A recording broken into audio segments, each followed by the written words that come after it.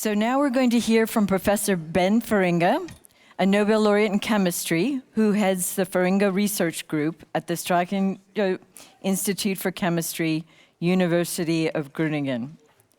In his talk today, Professor Feringa will contemplate one of modern science's great mysteries, how to go from simple molecules to forming molecular systems that show lifelike properties. The lecture will explore the unique molecular signatures of life and the progress in developing artificial molecular machines and smart materials of the future. So we'll now welcome Professor Feringa, who will speak on exploring molecular signatures of life. Thank you.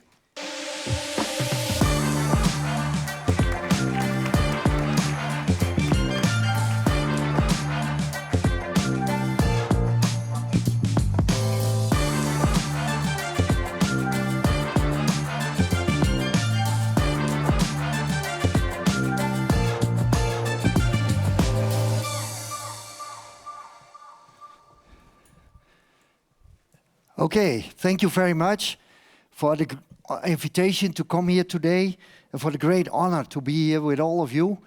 And what I want to do is to talk a little bit about building molecules, that show maybe signatures of things that we see in living things. And I will focus on chirality and motion, so how to break mirror symmetry. But before I do that, let me quote this here from Ralph Emerson. It's a long way from carbon to the oyster. And in the previous lectures you heard already beautiful stories, about how maybe, the primitive earth, things might have evolved. But of course there are very fundamental questions. So what is the origin of life? How do we build artificial life? And my questions, what I focus on is how to break the symmetry and to get motion out of equilibrium. And I will tell you a little bit about these stories. Because we are molecule builders, I'm a chemist, and I like to design molecules bottom up to find out, how things operate. But to ask these questions, we should realize our path to the future, the joy of discovery, is a complete adventure in the unknown, because often we don't really know which question to ask.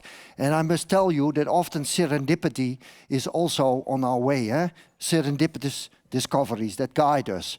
So I want to tell you that my first questions in science and my journey started with my teachers in high school and in the university. And this was actually the first molecule that I ever made that nobody had made. My American professor, he has told me, Ben, this has never been made in the world, not even in America.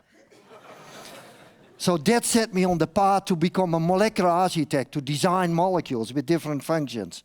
And so I want to give credit, because I know there are many teachers here. Oops. Oh. It picks up something from the internet that blocks my computer. Sorry for that. So I want to give credit, because I know there are many teachers here, credit to our teachers, because they open windows and they shape the future with our young talents, the many young talents that I see here. So we will work in the laboratory. We build molecules. We should not forget that we have a universal language. When I go to China, I don't speak Chinese. But when I talk with the students there, they all understand that this is the periodic table and these are molecules. We have no borders. We go beyond frontiers, far beyond our frontiers. We have international cooperation and we have a passion for discovery. And these days there's a lot of talk about frontiers. So I will remind you of one of the heroes in science, Pasteur, who said, "Science knows no country because knowledge belongs to humanity and is the torch which illuminates the world." And I think we should keep this message alive more than ever in these days.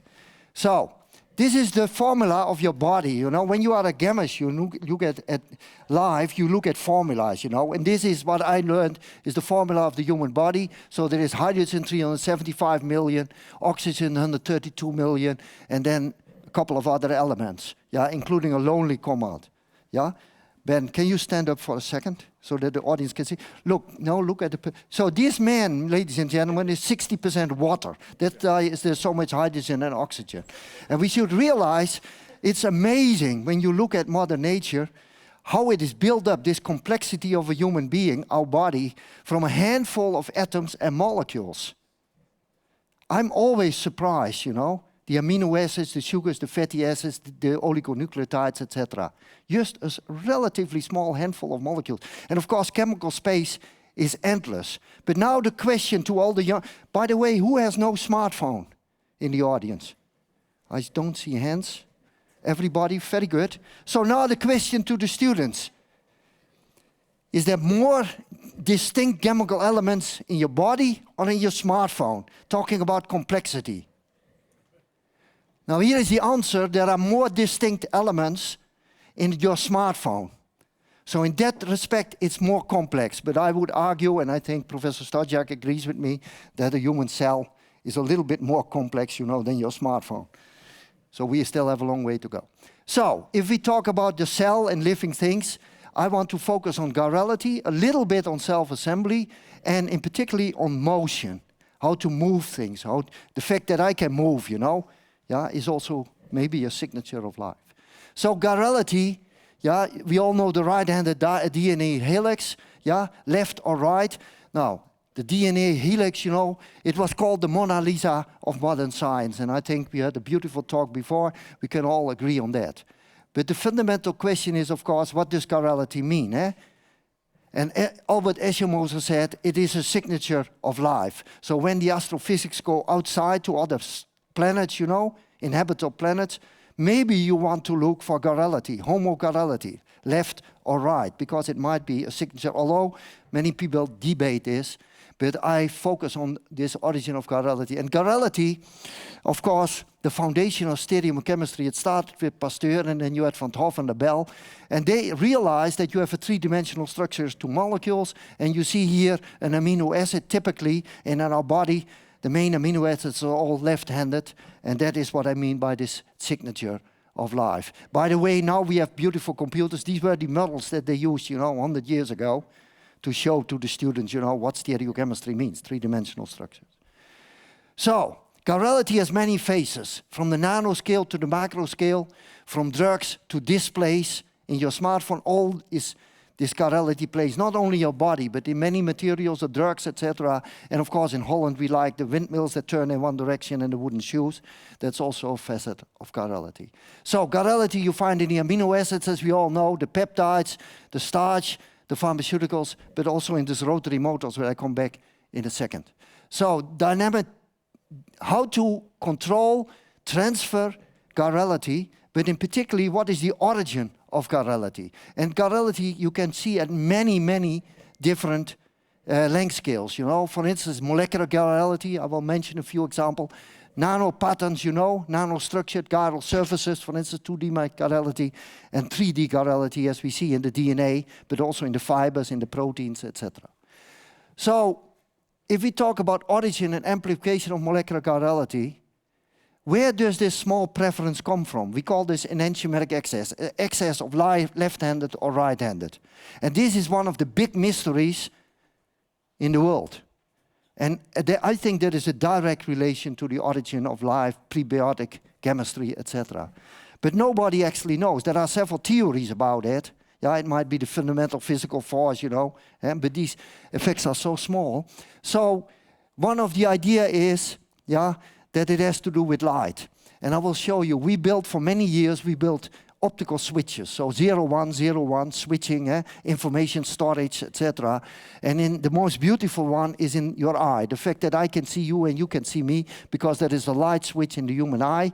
There are millions and millions of these light switches, and that make it possible the signals go to your brain. So light is picked up, you change the geometry of the molecule, going from more band to more linear, and that is the light switch. And we thought, okay, can we build artificial switches? And that's what we did. We built left-handed and right-handed, so we switched between left and right as a 0-1 information storage system. And we do that with light, and that works. So this is information storage and retrieval, etc., processing at the nanoscale. But then we suddenly realized, what if we put chirality in the light? So we break the symmetry by taking a molecule that can be left-handed or right-handed, a right-handed helix or a left-handed helix, minus or plus, and we switch between these two states. Normally you always get 50-50. There's always symmetry. But when you have circular polarized light, you might break this symmetry. And I was told by my friends from astrophysics in outer space, there is huge, intense circular polarized light of a particular handedness. So it could well be that you drive the system out of this 50-50 equilibrium and get a tiny bias using circular polarized light. And we did these experiments and we got an excess of 0.07%. Now I tell you, initially we were not very excited about that. Yeah, less than 0.1%. But there is an excess. There is a tiny excess, a spark of a preference due to the chirality of the light. But then how to amplify it to get more of this chirality. And what we did is we took the material that you also find in your smartphones, which are so-called display, liquid crystal display molecules. They are organized like beams in the river. And when you put a tiny amount of this chiral material, they get a helical organization, either left-handed or right-handed, minus or positive. And this way we could amplify this tiny amount of chirality, and we could even see it with the naked eye, 0.07%. So we have now a mechanism where you can create a tiny chiral bias due to the circular polarized light that is apparently out there and might have been very effective in prebiotic chemistry. For instance, on getting the first chiral molecules on the Earth. And I have to mention also the beautiful work Professor Inoue in Japan, who used this for amino acids to get a tiny enantiomer excess in amino acids. But then you have a small preference, and I mentioned already we had to amplify one way or another to see this kind of tiny effect. But what you really want is to get from a small preference to a large preference. And there are many groups in the world working on this, how to amplify. And what we did is, for instance, we take these molecules, and then we do a sublimation or a dissolution, simply dissolving it. And what turns out, there is a kind of general mechanism that when you have left and right, when they aggregate, they bind together more strongly than when you have two left forms or two right forms. So in general, you find that when you have a left and a right, they bind stronger. And when you take advantage of that, you can use these very simple techniques to get an amplification. Look, you have 50-50, no, you have almost 50-50, a tiny excess, of left-handed amino acid. 0.1% or so, or less than 1%. And you sublime, that means sublimation means heating, evaporating, cooling down, and it starts to form a solid again. And this very simple heat-cooling cycle gives you amplification less than 1% up to 39%, or when you have less than 10%, you can go in one cycle above 90%. And when you would repeat it a few times, you would get only homochirality, as we call it, one-handedness. And this heating cooling cycles, it was mentioned also by this previous speaker, could have been extremely important. And of course on asteroids, and so when you look this globally, it heats on one spot, and it diffuses to another spot, and you might have these amplifications. And the same with solubility, it works. Now, another interesting question is how to assemble, to go from a single molecule to go something that has a larger assembly, like for instance we have seen in the DNA, the proteins, etc. And for that, we want to see how we can do self-assembly. And you will hear a lot more about supramolecular chemistry today by Professor Lane, for instance. How to make a left-handed helix or to make a right-handed helix of a large collection of molecules. How do they recognize each other? How can we make this spiral structures that you find in alpha helices of proteins or in the DNA or so? And so we discovered, and this is very recently, that the sulfur-sulfur bond, it's very simple, sulfur-sulfur, the sulfur bond in proteins that is everywhere, that it can be left-handed, minus, or positive, right-handed. So it can adopt two chiral, handedness, chiral structures.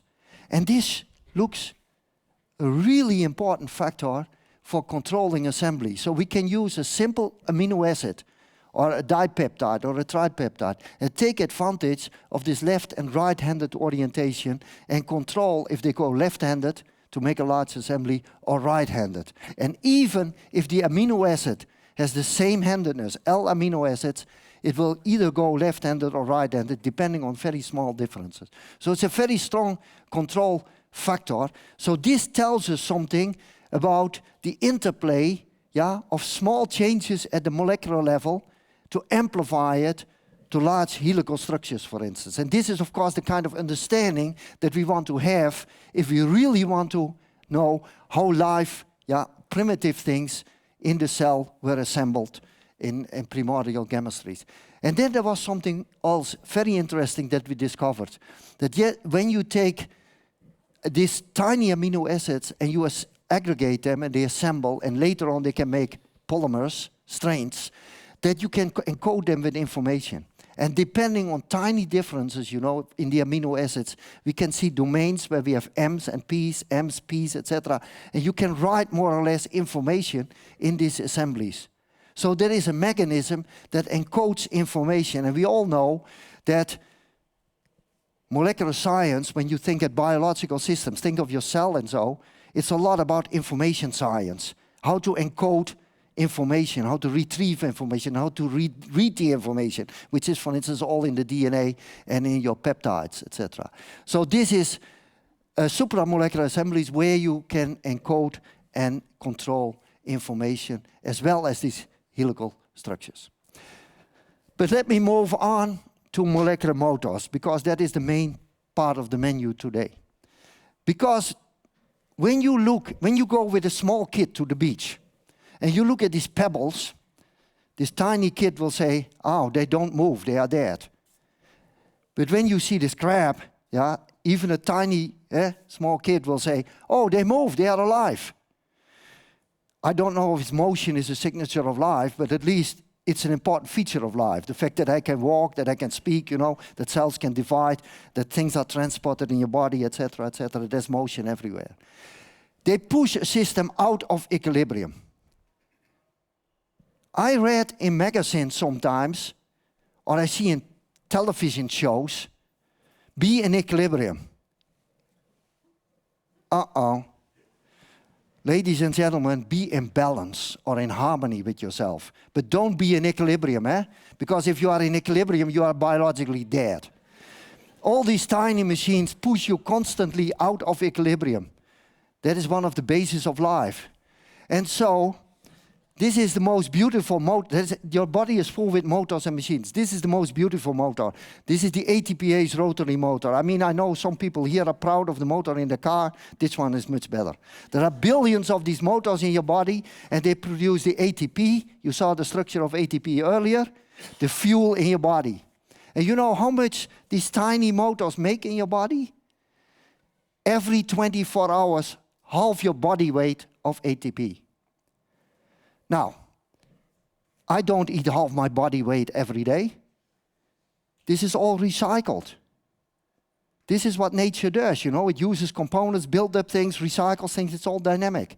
These tiny nano machines recycle half your body weight every day. What is one of the pressing problems in the modern world? How to recycle our materials. Come on, guys. We are not smart enough. Your body does it all the time, every day. Half your body weight. But what is more important here, look, you rotate, you spin, and we wanted to make a rotary motor, and you see things go in and out and it spins. So the fundamental question was how to control rotary motion in the nano world and how to control left and right. Controlling motion, you have to put in a fuel. Think of your car. If there's no petrol or your battery is not full in an electric car, you wouldn't get anywhere. And if you have to control over left and right. Again, this chirality, left and right. Because if there's equal probability going backward or forward, clockwise or counterclockwise, your car stands still. There is no movement. So, how to control that? We use chirality. This is the tiniest motor that we built. It is powered by light. The energy comes from the light. It's a power stroke motor, and it rotates either clockwise or counterclockwise because we build it either as left-handed or as right-handed. Why do we call it a motor? because it has controlled motion, we consume energy, it has directional movement, and it's a repetitive process. If it was not repetitive, it would be a switch, like the switch in your eye. So this is the tiniest motor as far as I know in the world. So at least we can show that at the nanoscale, 1 billion of a meter in size, we can build motors, that have functions, of course much more primitive than these fantastic motors in your body, but this is where we stand. So it goes in 4 steps. You have 4 steps that makes a complete rotary cycle. And we introduce 2 of these chiral elements, stereochemical elements, to make it moving forward in one direction. We can control it clockwise, counterclockwise. That is what we do. We also, I always get the question, how fast are these motors? Now the first motor that we designed was 1 rotation per hour. That's not much of a motor, You cannot build a car with that. But now we have motors that rotate 10 million times per second and everything in between, and we can precisely control the speeds. This is what chemists typically do when they design, modulate molecules. Because we wanted to know, how has nature invented, to make rotors, that are fast, that are slow, and whatever, How can the bacteria swim faster and slower? To figure out these kind of things. So, recently, we designed something where we coupled motion. And we looked at the moon. Now, you might say, are these students in Groningen so romantic that they look at the moon all the time? Now, maybe, I don't know, because I don't know what my students do in the evening. But the moon has something special. You realize the man or the women on the moon, you see it always from the same side. This is what we call synchronized motion. And to build really more complex machines built on these motors, what we did is we synchronized the motion. So what you see here a part that moves around. This is a light-driven motor.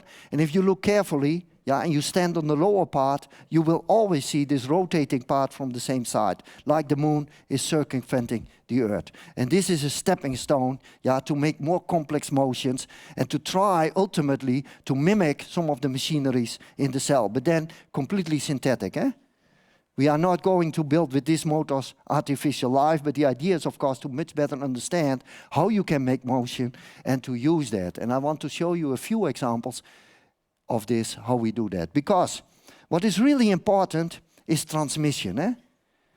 In your body, there is so many moving things. And how do you transmit motion? And we got very much inspiration from Professor Lane. Because, and you will hear Professor Lane a little bit later, you see, I think Professor Lane took inspiration from the double helix of DNA. And he made, many years ago, these double helicates. These are synthetic molecules that form either left or right-handed helices, minus or plus. And we thought, wow, wouldn't it be cool if we could connect these kind of units to our motors and then make them dynamic. So what we do is, we take our motors, we put some of these units there, and you can see, we can make a right-handed helix or a left-handed double helicate. But now, the beauty of the motor function. Because when we irradiate this with light, the motor starts to rotate, it changes, due to the cycle, it changes the helicity, and you can go from a right-handed double helicate to a left-handed double helicate, etc. You can even go a little bit further. What you can do is, you can take this motor, you rotate, and when the 2 arms are close together, it forms this nice double helicate. But when they are apart, it forms oligomers. You see? It forms kind of polymers. Also double helicates, but now they are very long. So you can contract, expand from long to short, from long to short. But the most important thing is, I mentioned what is an essential feature of life. That's out of equilibrium. Here, as long as we have the energy from the light, it moves. And we push the system out of equilibrium. We have here a self-assembly supramolecular system with double helicates that is pushed out of equilibrium as long as we energize it, because then the motor function gives it the energy and the movement, the mechanical movement. Oops. Okay. Now, you might wonder, once you make movement at this scale, at the scale of 1 billion of a meter, 1 nanometer, the molecular level, nature used it, of course, in our cells and in our muscles, etc. Can you do this kind of functions? Can you mimic this kind of functions? So we put these motors on surfaces, we put them in all kinds of liquid crystal materials, and so I mentioned that before. We put it to polymers, to control the polymer architecture of macromolecules, and we made also single molecules moving. And I want to show you a few examples how you can use this motion, and maybe it gives you an idea how nature explored motion so that a bacteria in your gut can swim forward or backward. The things are transported in your body, in your cells, that I can move my muscles, So, this is what we did. And we have a whole program on this. You know what a liquid crystal is. I mentioned already, the displays, your smartphone. Liquid crystal materials are rod-like molecules. They are organized like beams in a river. And when you dope them with a tiny amount of these chiral molecules, either left-handed or right-handed, you get a helical organization. And that's called a allosteric liquid crystal. And these are very important in your display, because if you have a long helix, you get red light, and if you have a short helix, you get blue light. This is how you make a color pixel in a display. What we did is we put a tiny amount of this motor, 1%, and we rotate, and you contract and expand, and look, in a matter of a minute, you can make every color pixel that you want. So this is amplification, not so much about motion, but about organization, how to control organization. And this is one of the real, once we discovered this was a real eureka moment in my career. My students came to me and said, Ben, you have to come to the lab. That was 5:15 on the Tuesday afternoon, I will never forget. And they showed me this, a thin film of this material. That's also in your display, in your smartphone. They put a glass rod of micrometer dimension on top of it. The motor is only 1 nanometer. You don't see it, it's only a tiny amount. They switch on the light. You see, it started to move. The whole surface moves. The glass rod spins in a clockwise version. We can rotate it clockwise, we can rotate it in the opposite direction. This was when, for the first time, I saw with my naked eye, I saw an object moving, simply due switching on the light energy. And it's all due to these tiny molecular machines, molecular motors, that amplify their motion in the liquid crystal material. So this is what happens. It winds and unwinds, winds and unwinds. So we make responsive surfaces. We make this kind of artificial machine-type structures, where we can use them for controlling surface properties, colors, etc., etc. And now this is very recent. We have put them in these polymers liquid crystals, so more rigid materials, and we can bend. We can make artificial muscle. And you see here we have now a piece of plastic that walks over the table. Now I don't know how many plastic you have at home that walks over your table when you switch on the lamp, but we have now a piece of plastic with these motors in. A tiny amount of these motors, they contract, expand, and they start walking. And because I like chirality a lot, chirality is a very strong control element. There must be a good reason that nature used chirality. Everywhere, in the DNA, in our proteins. Look, we can make very complex motions based on how we control the chirality of these systems. And this one here down, I like most. This one. You see, we have 2 parts, and depending on if it's left or right or left, we can move inward, we can move outward. Just without touching, just switching on the light. So this is a stepping stone to soft robotics in the future. And we hope to mimic some of the functions, that we see also in Mother Nature. And just to show you how it works, this is the movie associated with it.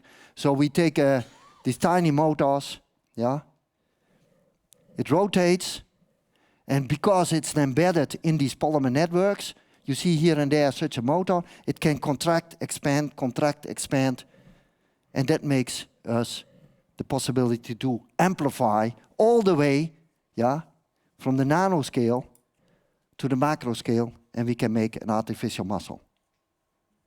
and we can lift up things, etc. So, we all know what muscles are. Yeah? And in your muscle, there are millions and millions here of these motors that walk, yeah, and that make these filaments slide and contract. Yeah?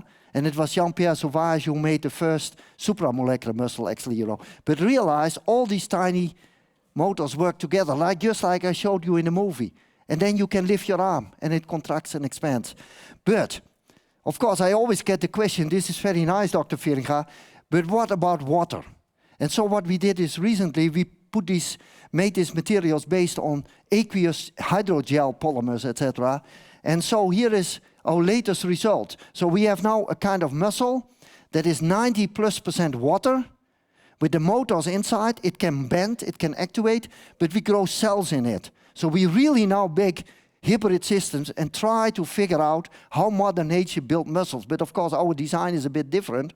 But I tell you, the cells grow properly because they grow in the aqueous environment.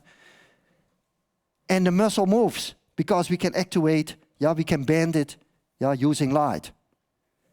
Contract, expand, and lift things and go. So this is the latest, what we have done, how far we got with integrating, artificial system, and hopefully, with the biosystems, because these biosystems are also very sensitive, to what you do with the actuation. Now, I think I have a little bit of time. I got the question, this is very nice. You make rotations, yeah? Okay? But what about linear motion? Can you go from rotation to linear motion? And so we built a nano car because we were challenged a little bit by the engineers the engineering students. I'm at a technical university. The engineering students, they build these solar-powered cars and they go to Australia for this car race, 3,000 kilometers, they compete with each other, they go through the desert. And my student said, I got a grant, and I tell you the whole story, I think I have a minute. We got a grant from the government, and we had to explain to our Minister of Science and Education, what are we going to do with this money? And so we discussed this in the group, and my student said, can we also go to Australia? To this car race. I said, look, guys, we are not engineering students, we are molecular engineers. So we decided to build a molecular car. Four-wheel drive, as you can see, 4 of these motors are the 4 wheels. And it's not 2 meters, but it's only 2 billion of a meter, 2 nanometers. And I promised my students, because of PhD in Holland is 4 years, and I promised my students, if you succeed in 4 years, you can go to Australia, to a conference, I will pay for it, you have a good time. It took us 8 years. So the first generation students this is also science, failures. But what was wrong with the car? The wheels were not correct. It did not move, it was doing this. Did you ever think about when you observe Mother Nature, and when you observe technology, look, careful observation is very important. Did you ever realize when you see a car moving on the street, it goes forward, that the 2 wheels move forward, they move both clockwise? Look at the car next time when you see a car moving, they both move clockwise and then the car moves forward. But realize this is a symmetry issue. Because when you are at the steering wheel, one rotates clockwise, the other rotates counterclockwise. First we build them with both rotating in the same direction. And yes, the car was spinning. Then we had to do the whole new design, one making clockwise, the other counterclockwise, brake, and then it moved forward and we got a linear movement. So yes, we built this nano car, it moves over the surface. I don't know why the movie does not work. It should work. Sorry. It should move. I'm sorry. Normally it moves. And so, but now, realize the nano world, the world in your body, in the cells, is a bit different from a car in the street, or the macro world. So, this is more likely how it works in your muscles, in your cells. This is how the car moves. It walks over the surface, from A to B. So this is how we designed our cars and how we make things moving, mimicking a little bit what Mother Nature does, walking things over surfaces, etc. And this is a modern electric car, Yeah, Tesla. This is our car. See? This is this white powder. But this is 1 billion times 1 billion identical nano cars. So I would argue the car manufacturing plant is not so bad after all. And there was also a Formula One race for nano cars in Toulouse. You see? You see all these Formula One races, and this was a Formula One race for nano cars. So, coming from the Netherlands, you appreciate that we like windmills. And we had these classic windmills with the tulips. If you come to Holland now, you can see them. But also the modern windmills that you also have here in Sweden. So we built this windmill with legs, a stator, the axle and the rotor. So we put the whole system on gold. We can put it on everything we want nowadays, on glass, etc. But we started with gold to make a nano windmill. Not powered by wind, but powered by solar energy, light. And so here is our nano windmill park. This is what our ancestors did, the old windmills, 20 meters high, 500 years ago. We built them 1 billion times smaller, 2 nanometers. Yes?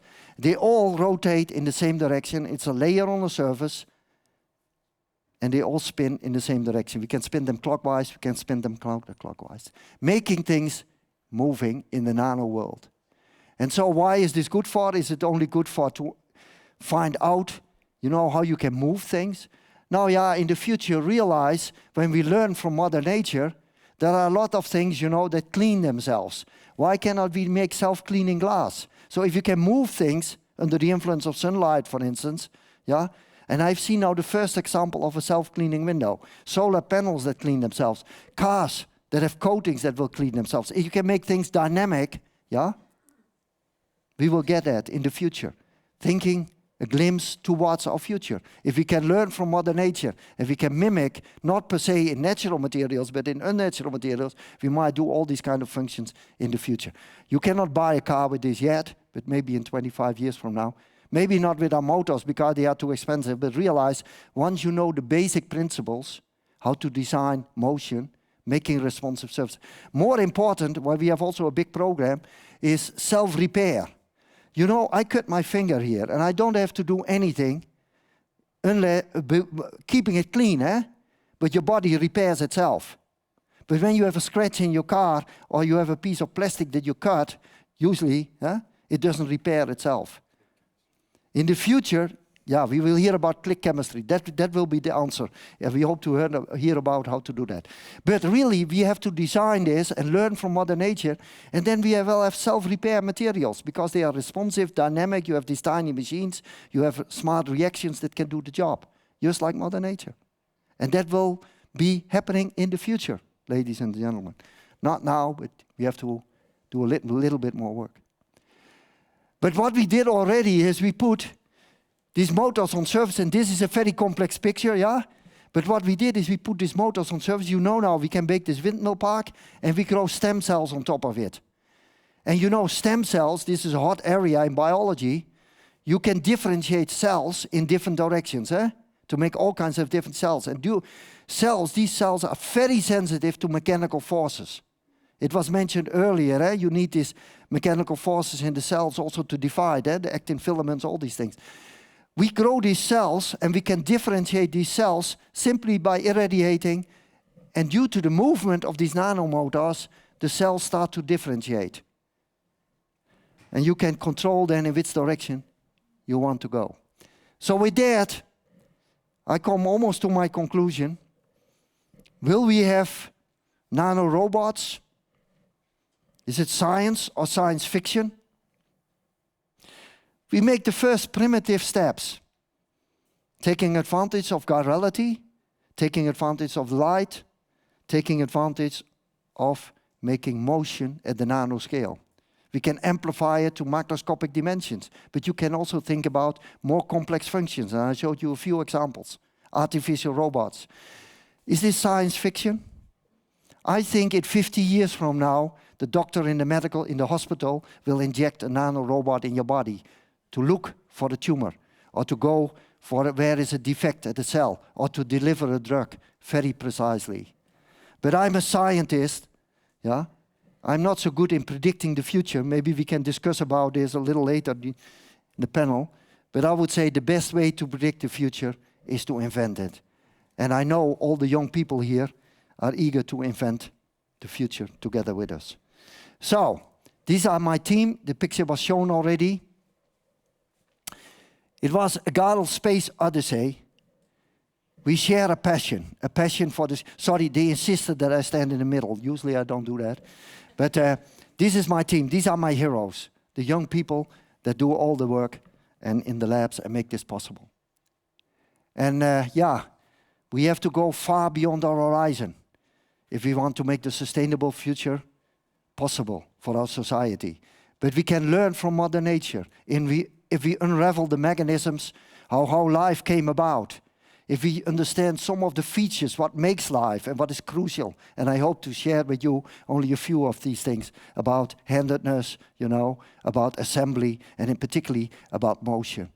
Far beyond our horizon, yeah? And it's amazing that my great hero, Leonardo da Vinci, yeah, said already 500 years ago, when nature finishes producing its own species, man begins with the help of nature to create an infinity of species. And for all the young students here who are going to shape our future, your future, imagine the unimaginable. Thank you so much.